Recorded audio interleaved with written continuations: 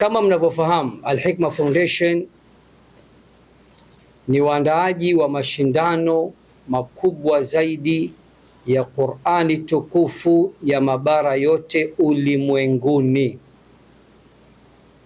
ambapo mwaka huu 2026 tunataraji yatakuwa ni mashindano ya 26 insha Ar-Rahman alladhi allama al-Qur'an. Tunapenda kutumia fursa hii kuambia Watanzania, Al-Hikma Foundation kwa asilimia zaidi ya 90 maandalizi yake yamekwisha kamilika, na jambo lipo kwa wale ambao pengine wanadhani mbona kimya. Naomba kutumia fursa hii kuambia ya kuwa Al-Hikma Foundation siku zote inakwenda sambamba na mipango yake, na tuna kalenda yetu. Kwa hivyo tunaongozwa na kalenda na tunakwenda sambamba na sanjari na kalenda yetu. Kwa sisi bado tuko ndani ya muda na hatujachelewa, na vile vile nitumie fursa hii kuwaarifu Waislamu na Watanzania kwa ujumla,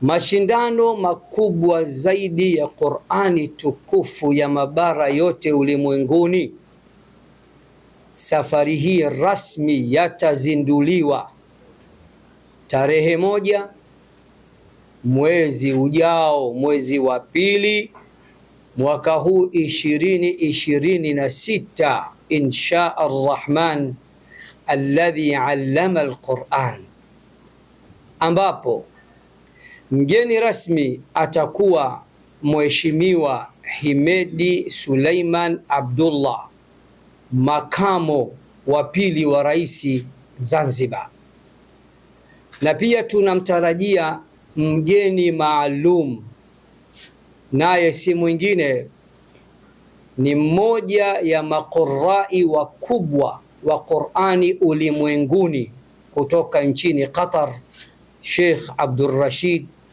Ali Sufi. Kwa hivyo mara baada ya kuzindua mashindano tutafahamu rasmi sasa mashindano yatakuwa tarehe ngapi, mwezi gani, na mgeni rasmi anatarajiwa kuwa nani, mabara yote ulimwenguni yatashiriki kutoka nchi zipi na zipi, lakini zawadi kuu itakuwa nini. Hayo na mengine tutaelezana tarehe 1 mwezi wa pili ndani ya tukio adhimu, adimu na muhimu, tukio la uzinduzi.